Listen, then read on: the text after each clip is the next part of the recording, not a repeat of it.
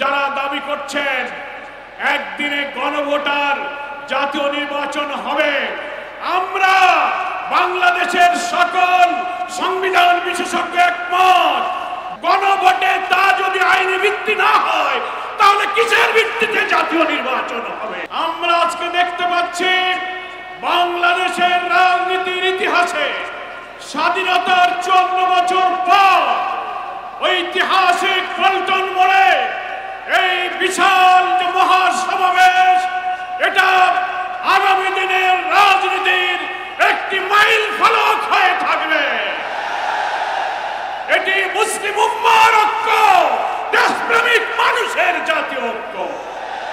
একটা কথার জন্য আজকে জাতীয় অপেক্ষা করছে, একটি অবাধ সুষ্ঠু নিরপেক্ষ নির্বাচনের জন্য সরকারের গঠিত জাতীয় ঐক্যমত্য কমিশন প্রায় 9 মাস চেষ্টা করে সাংবিধানিক, রাজনৈতিক, প্রশাসনিক, বিচার বিভাগীয় নানান সংস্কারের মধ্য দিয়ে আমরা যখন প্রায় একমত হয়েছি আগামী 26 ফেব্রুয়ারির নির্বাচনের জন্য, তখন একটি মহল থেকে ষড়যন্ত্র শুরু হয়েছে। সেই ষড়যন্ত্রের সূত্র ধরেও যারা দাবি করছেন একদিনে গণভোটার জাতীয় নির্বাচন হবে, আমরা বাংলাদেশের সকল সংবিধান বিশেষজ্ঞ একমত। জুলাই জাতীয় সনদে যেসব সংস্কারগুলো একমত হয়েছে, 48টি বিষয়ে সংবিধানের অনেক সংস্কার হয়েছে। দলের প্রধান, সরকারের প্রধান এক থাকবে না, সাংবিধানিক পদগুলোতে পৃথক অ্যাপয়েন্টিং অথরিটি হবে, দ্বিকক্ষ বিশিষ্ট পার্লামেন্ট সহ যা যা সংশোধন হয়েছে, গণভোটে তা যদি আইনি ভিত্তি না হয় তাহলে কিসের ভিত্তিতে জাতীয় নির্বাচন হবে?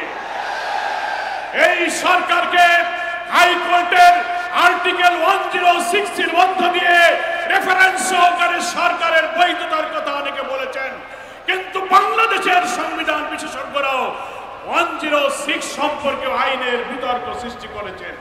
ফলে একমাত্র গণভোটের মধ্য দিয়ে জাতির আকাঙ্ক্ষা পূরণের যত সংস্কার হয়েছে তার আইনি ভিত্তি দেওয়া সম্ভব।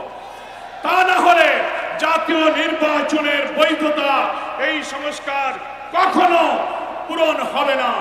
আমাদের 5 দফায় এই মানবতা বিরোধী অপরাধী খুনিদের যে বিচারের জন্য আমরা দাবি করেছিলাম, আমরা ধন্যবাদ জানাচ্ছি। ট্রাইব্যুনালের বিচার প্রক্রিয়া এগিয়ে যাচ্ছে যখন, এই নভেম্বরে কিছু অপরাধীদের যখন রায়ের সম্ভাবনা, তখনই ফ্যাসিস্টরা বাংলাদেশ জুড়ে ককটেল গাড়িতে আগুন দিয়ে নাশকতার ষড়যন্ত্র করছে। আমরা বলতে চাই সরকারকে, স্বরাষ্ট্রমন্ত্রীকে, আমরা শুনছি ঢাকার হোটেলে হোটেলে সন্ত্রাসীর অবস্থান নিয়েছে। আপনারা অভিযান চালিয়ে ফ্যাসিস্টদের দোষরদেরকে গ্রেফতার করুন এবং অবিলম্বে আপনারা জুলাই সনদের আইনের ভিত্তির জন্য আগেই গণভোট দিন, তারপর ফেব্রুয়ারিতেই জাতীয় নির্বাচনের তফসিল ঘোষণা করুন।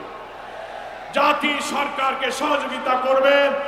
আজকে জাতীয় নেতৃবৃন্দ আগামী দিনের পথযাত্রার নির্দেশনা দেবেন। আপনাদের সকলকে 8 দলের এই ঐতিহাসিক প্রথম জাতীয় নেতৃবৃন্দ জাতির সামনে হাজির হয়েছেন। মহান আল্লাহর কাছে আমরা শুকরিয়া জানাই। এই ঐক্যের মধ্য দিয়ে একটি নতুন মানবিক বাংলাদেশ বিনির্মাণে এই জাতি এগিয়ে যাবে, এই আকাঙ্ক্ষা ব্যক্ত করে আমার বক্তব্য শেষ করছি। আল্লাহ হাফেজ। বাংলাদেশ জিন্দাবাদ।